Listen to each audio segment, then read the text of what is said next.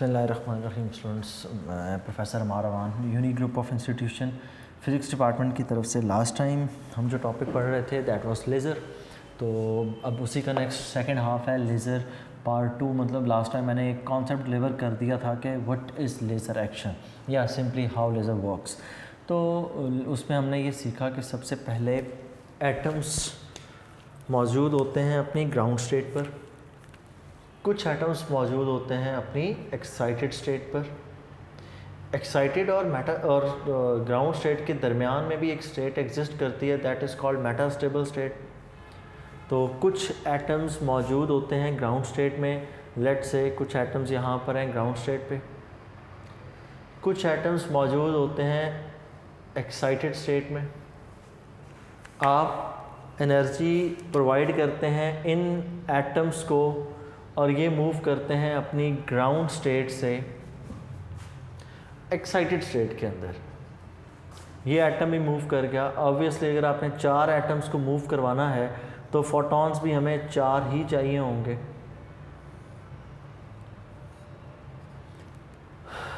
इसी दौरान जब आप इन एटम्स को ग्राउंड से एक्साइटेड में लेके जा रहे होंगे, ये एटम्स यहाँ से वापस जंप कर जाएंगे, ग्राउंड वाले एटम एक्साइटेड में चले जाएंगे, एक्साइटेड वाले एटम्स ग्राउंड पर आ जाएंगे। This process is called population inversion. फिर हमने सीखा कि जब एटम्स ग्राउंड में जाते हैं तो यहाँ से वो ग्राउंड एक्साइटेड स्टेट के बाद वो जंप करते हैं एक्साइटेड स्टेट से मेटास्टेबल स्टेट में। एक्साइटेड से मेटास्टेबल स्टेट में जंप करने के बाद हम एक फोटोन इंसिडेंट करते हैं, एटॉमिक रेजोनेंस होती है और ये सारे के सारे atoms at a time energy emit कर देते हैं। ये एनर्जी जो फोटॉन्स एमिट होते हैं यहाँ पर, चूँकि हमारे एटॉमिक रेजोनेंस की वजह से एमिट होते हैं, इसलिए इसको हम नाम दे रहे थे स्टिमुलेटेड एमिशन, कि हम ये फोटोन इंसिडेंट करते हैं तभी atoms at a time energy release कर देते हैं, इस वजह से इसको हम नाम दे रहे थे स्टिमुलेटेड एमिशन। तो ये तो था इसका होल कॉन्सेप्ट। अब ये सारे का सारा प्रोसेस हो कहाँ पर रहा होता है, तो एटम के अंदर ये सारे का सारा प्रोसेस एक ट्यूब के अंदर परफॉर्म हम करवा रहे होते हैं।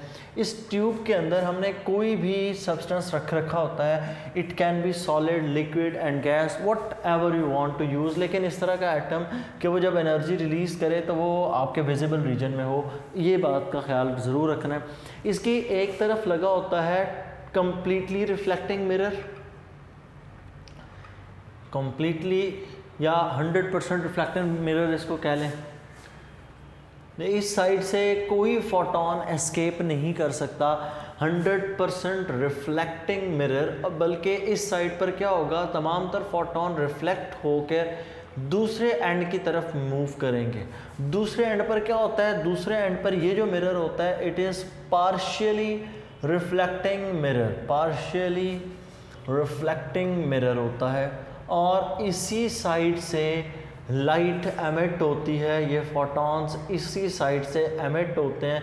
सारे के सारे फोटॉन्स एक जैसे होते हैं और एक ही डायरेक्शन में ट्रैवल कर रहे होते हैं, मोनोक्रोमेटिक होते हैं, कोहेरेंट होते हैं।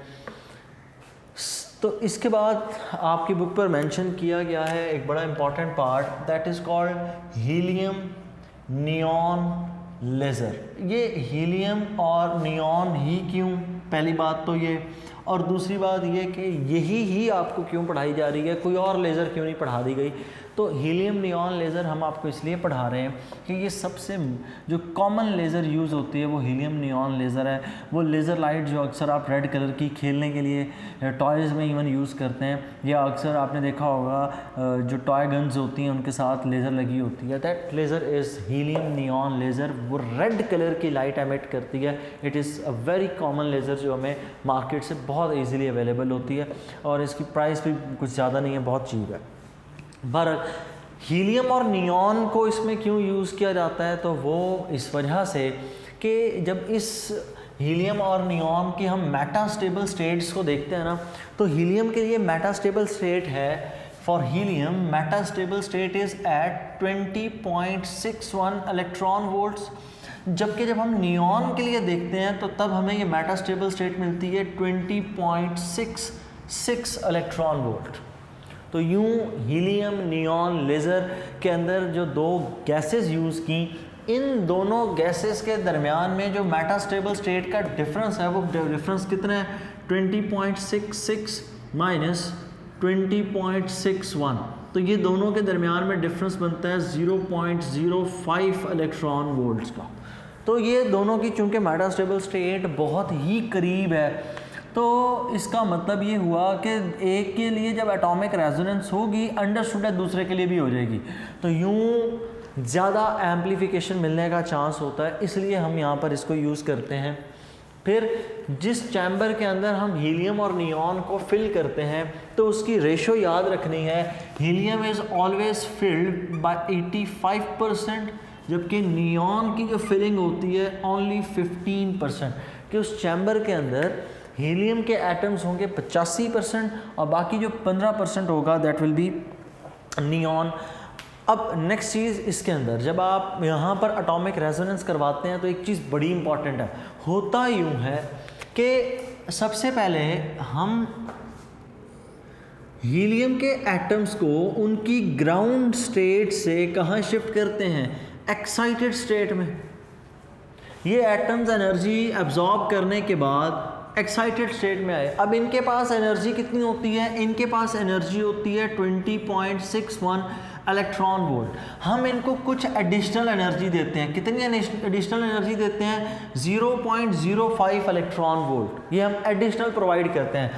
अब इसकी वजह से क्या होता है, रेजोनेंस हो जाती है, क्योंकि जितनी ये वैल्यू है ऐड करने के बाद उतनी इसकी वैल्यू होती है 20.66, तो यहाँ पर जो एटम्स होंगे इसके एटम्स भी कहाँ पर आ जाएंगे, एक्साइटेड स्टेट में, और ये एटम्स यहाँ से जंप करते हैं वापस, आप एक फोटोन इंसिडेंट करते हैं इसी एनर्जी का, तो एटॉमिक रेजोनेंस होती है, जिसके बाद ये सारे के सारे एटम्स एक्साइटेड से कहाँ आ जाते हैं, ग्राउंड स्टेट में। तो एक लाइन बुक पे लिखी हुई है कि नियॉन एटम्स स्टिमुलेटेड एमिशन का यहाँ पर कॉज क्रिएट करते हैं। नियॉन एटम यहाँ पर स्टिमुलेटेड एमिशन इसलिए कि जब एक एटम एमिशन शो करेगा तो अंडरस्टूड है वो फोटोन बाकी सारे एटम्स के लिए स्टिमुलेशन का काम कर देगा। तो एक फोटोन निकला, जब एक फोटोन निकलेगा वो बाकी सब को क्या कर देगा, वो उनको कंपेल करेगा कि आप भी एनर्जी रेडिएट करो रेजोनेंस की वजह से। तो एक एटम जो बाकी सब के लिए कह लें मशाले राह है, उनको रास्ता दिखा रहा है कि जिस तरह से मैंने एनर्जी एमिट करवाई, पीछे आप भी इसी तरह से एनर्जी को एमिट करवा दो।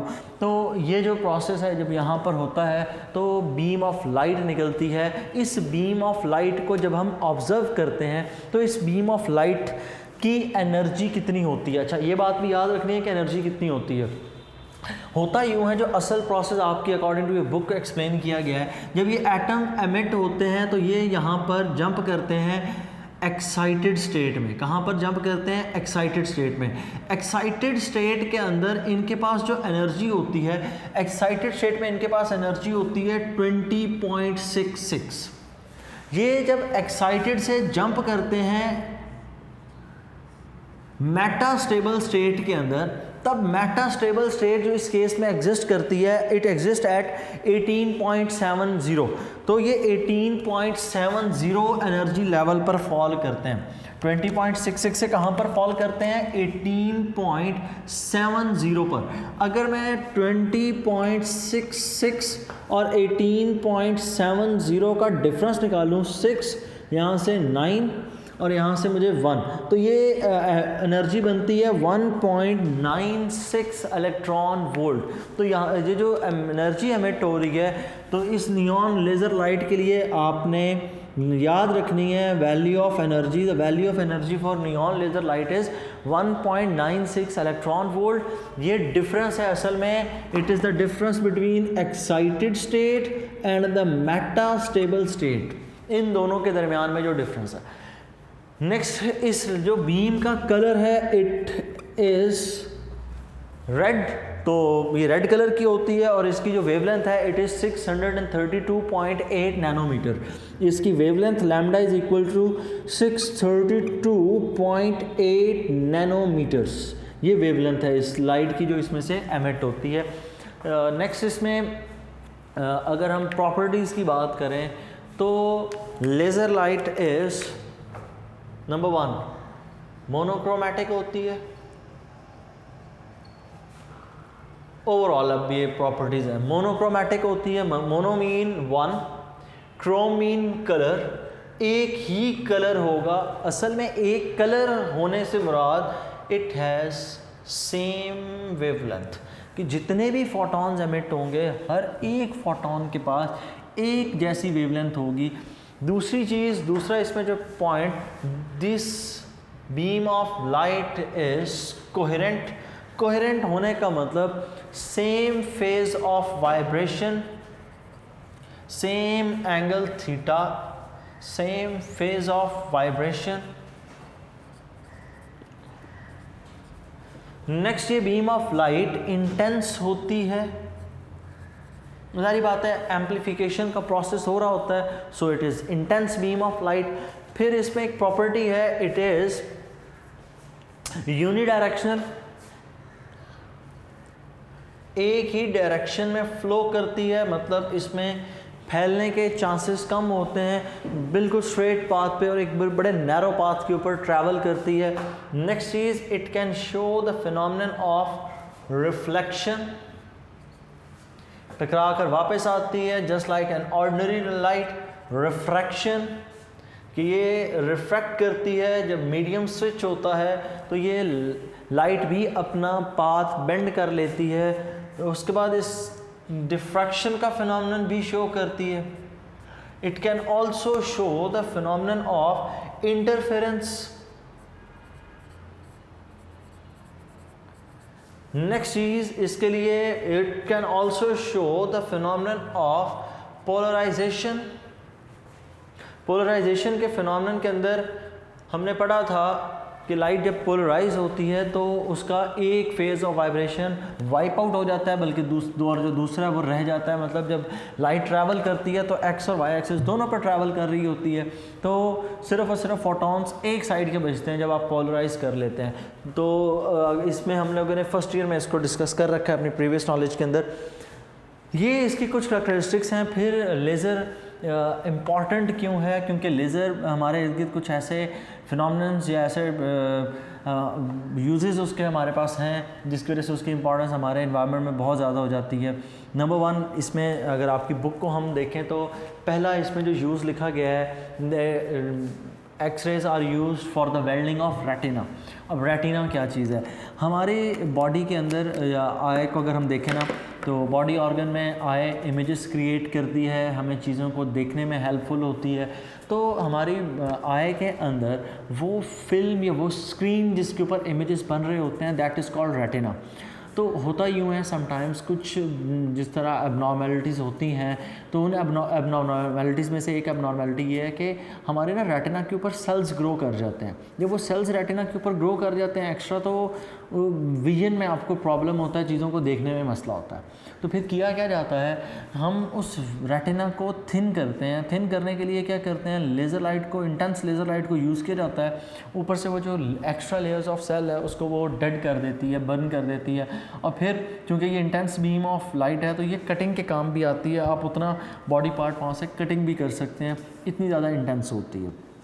एक तो इनका ये, इसके लिए आपकी बुक वर्ड यूज़ करती है, it is use for the welding of the retina, कि जहाँ कहीं पर रेटिना ख़राब हो वहाँ पर इसको ठीक करने के लिए इसको इस्तेमाल करते हैं।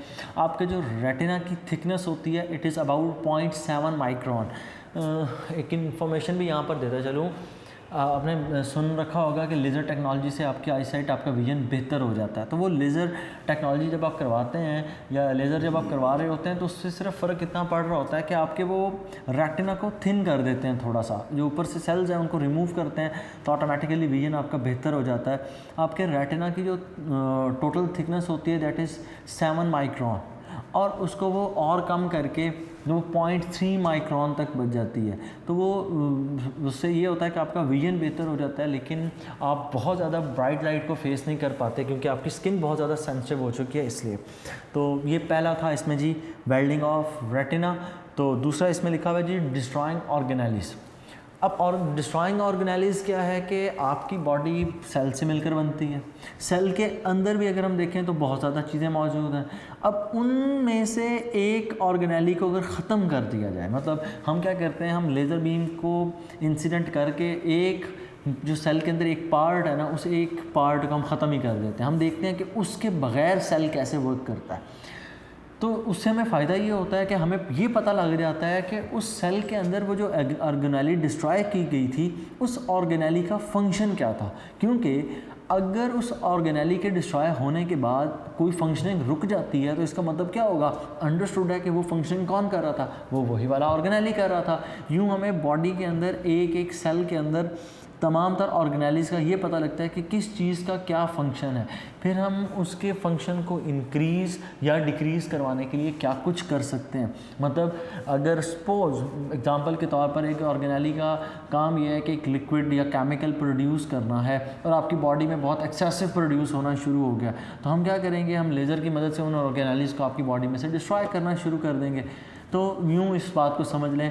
तो इस तरह हमें ये पता लगता है कि हर एक ऑर्गेनेली का क्या फंक्शन है। नेक्स्ट इसमें लिखा हुआ है आपकी टेक्स्ट बुक के मुताबिक कैंसरियस सेल्स को डेड करने के लिए यूज़ करते हैं। कैंसर क्या चीज़ है, cancer abnormal growth of the cells. अब बॉडी सेल जब एबनॉर्मल ग्रोथ करते हैं तो उस चीज़ को हम कैंसर का नाम देते हैं। इसमें फिर करते क्या है कैंसर ट्रीटमेंट के अंदर कि उन सेल्स को कट कर दिया जाता है जो कि एबनॉर्मल ग्रोथ शो कर रहे हैं। फॉर एग्जांपल अगर मेरे हाथ पे सपोज कैंसर अपेयर हो तो इसका मतलब सेल्स एक्स्ट्रा ग्रो करके जितना एक्स्ट्रा पीस ग्रो किया उसको लेज़र की मदद से कट कर दिया जाता है, बिकॉज इनके पास एनर्जी भी ज़्यादा होती है।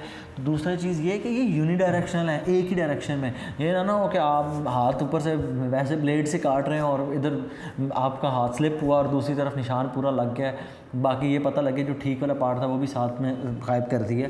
तो इसलिए लेज़र को यूज़ किया जाता है ताकि प्रिसाइज और बिल्कुल स्ट्रेट लाइन में, क्योंकि light travels in a straight path. उसके बाद ये सीलिंग ऑफ लिम्फ में यूज़ होते हैं। आपकी स्किन के ऊपर ना छोटे छोटे पोर्स होते हैं, तो इन पोर्स को आपस में जोड़ के तो उनको जो कह लें मसाम या वो पोर्स जो है उनको बंद करने के काम आते हैं, दैट इज़ कॉल्ड लिम्फ। और आपकी ना बॉडी के अंदर कुछ स्किन के ऊपर वेजल्स होती हैं। समटाइम्स ऐसा होता है स्किन ड्राई हो तो वहाँ से ब्लीडिंग होना शुरू हो जाती है, तो वहाँ पर भी वो जो ऑर्गेनेलीज है ना, वो छोटी छोटी ओपनिंग्स, उनको बंद करने के लिए भी हम लेज़र को यूज़ करते हैं। नेक्स्ट इनको यूज़ किया जाता है स्ट्रेट टनल्स, रोड्स बनाते वक्त। जब आप बिल्कुल चेक कर रहे हो कि रोड स्ट्रेट है, टनल स्ट्रेट है, तो उसके लिए हम लेज़र लाइट को यूज़ करते हैं। तो लेज़र लाइट हमें ये बताती है कि because light travels in a straight path, तो इससे हमें ये पता लगता है कि जी टनल बिल्कुल सीधी बन रही है या उसमें कहीं पर कोई कर्व तो नहीं आ गया। नेक्स्ट इसमें है it is also use to drill holes in metals, क्योंकि इंटेंस बीम ऑफ लाइट होती है, मेटल्स को मेल्ट कर देती है, तो इसलिए यहाँ पर जब हम इसको लेज़र को यूज़ करते हैं तो मेटल्स के अंदर होल्स करने के काम आती है। फ्यूजन रिएक्शन में हम इसको यूज़ करते हैं, क्योंकि फ्यूजन रिएक्शन में स्टार्टअप पर आपको बहुत ज़्यादा एनर्जी चाहिए होती है, तो ये amount of energy laser provide कर सकती है। फिर हमने लास्ट टाइम जब पढ़े थे ऑप्टिकल फाइबर्स, तो ऑप्टिकल फाइबर्स के अंदर इसको यूज़ किया जाता है, क्योंकि जब आप एक जगह से दूसरी जगह तक इन्फॉर्मेशन को ट्रैवल करवाते हैं तो वी यूज़ लाइट, क्योंकि ऑप्टिकल फाइबर के अंदर लाइट यूज़ होती है। तो वो जो लाइट हम यूज़ करते हैं, हम लेज़र को ही यूज़ करते हैं, because laser intense beam of light है, यूनिडायरेक्शनल है, एक ही चीज़ बार बार रिपीट हो रही है। आखिरी और बड़ा इंपॉर्टेंट होलोग्राफी, इसका जो लास्ट यूज़ है वो होलोग्राफी। अक्सर हम देखते हैं एनिमेशन या वीडियोज़ के अंदर ना, वो मूवीज़ के अंदर भी अब तो इवन दिखाया जाता है कि रूम के अंदर डिमॉन्स्ट्रेशन हो रही है, सिखाया जा रहा है और सामने एक एयर के अंदर, एक स्पेस के अंदर उन्होंने इमेज बना के लाइट की मदद से शो कर दिया। वो जो लाइट की मदद से इमेज शो किया जाता है दैट इज़ कॉल्ड होलोग्राफी। मतलब अभी तक तो हम इसी चीज़ के आदी हैं कि हम प्रोजेक्टर की मदद से स्क्रीन के ऊपर इमेजेस बनाते हैं, लेकिन होलोग्राफी वो टेक्निक है जिसकी मदद से हम लेज़र लाइट्स को यूज़ करते हैं और स्पेस के अंदर विदाउट एनी स्क्रीन, मतलब यहाँ पर मेरे बिल्कुल साथ यहाँ पर इमेज क्रिएट हो जाएगा bye means of light. This is called the process of holography. तो ये होलोग्राफी और वो डायग्राम्स को होलोग्राम्स कहते हैं। ये सारे का सारा प्रोसेस भी लेज़र की मदद से होता है। यहाँ तक आपका चैप्टर 20 हो जाता है कंप्लीट। अब आपने इस लेज़र के टॉपिक को अटेम्प्ट कैसे करना होगा, तो लेज़र के टॉपिक को अटेम्प्ट करते हुए सबसे पहले उसकी डेफिनेशन, फिर उसकी प्रॉपर्टीज़ जो मेन कुछ हैं तो आप उनको डिस्कस करें। मोनोक्रोमेटिक है, कोहेरेंट है, यूनिडायरेक्शनल है, इंटेंस बीम ऑफ लाइट है। उसके बाद इसके 2-4 यूजेस या इंपॉर्टेंस लिखते हैं ना, ताकि हम पढ़ क्यों रहे हैं इसको। फिर इसके बाद लेज़र एक्शन पूरा एक्सप्लेन करें। लेज़र एक्शन के अंदर सबसे पहले जी ऑप्टिकल पंपिंग होती है, फिर पॉपुलेशन इन्वर्जन होती है, फिर एटम अपने ग्राउंड से एक्साइटेड स्टेट में जंप करते हैं, उसका जिक्र बीच में ही कर दें। फिर इसके बाद यहाँ पर स्टिमुलेटेड एमिशन ऑफ रेडिएशन होती है, स्टिमुलेटेड भी बता दें, स्पॉन्टेनियस का जिक्र भी लाजमी कर दें। आप ये भी लिखिएगा एंड पे एक लाइन के, without population inversion laser can not be done. ठीक है, लेज़र एक्शन तब तक नहीं किया जा सकता जब तक आपके पास पॉपुलेशन इन्वर्जन का फिनोमेनन ना हो, क्योंकि बीच में वो गैप्स आ जाते हैं जिस तरह मैंने आपको समझाया। फिर उसकी प्रॉपर डायग्राम्स, जहाँ जहाँ ज़रूरत पड़े आपको, अगर लग रहा है कि ग्राउंड और एक्साइटेड के लिए डायग्राम देना मस्ट है तो बेशक वहाँ पर बना दीजिए। इसी तरह अगर आपको लेज़र एक्शन को एक्सप्लेन करना है तो उसके लिए तो आपको डायग्राम, जिस तरह पिछले लेक्चर में थी डिटेल, यहाँ पर तो मैंने ओवरव्यू दिया आपको, तो वो डिटेल डायग्राम ड्रॉ करें। हीलियम नियॉन एग्जांपल के तौर पर डिस्कस लाजमी करें, यूजेस लिखें, और इम्पॉर्टेंस बड़ी ज़रूरी होती है, उसको बीच में एक्सप्लेन कीजिएगा। तो नेक्स्ट जो हमारा लेक्चर होगा उसमें हम डिस्कस करेंगे एक्सरसाइज के शॉर्ट क्वेश्चंस और न्यूमेरिकल्स को। अल्लाह हाफ़िज़।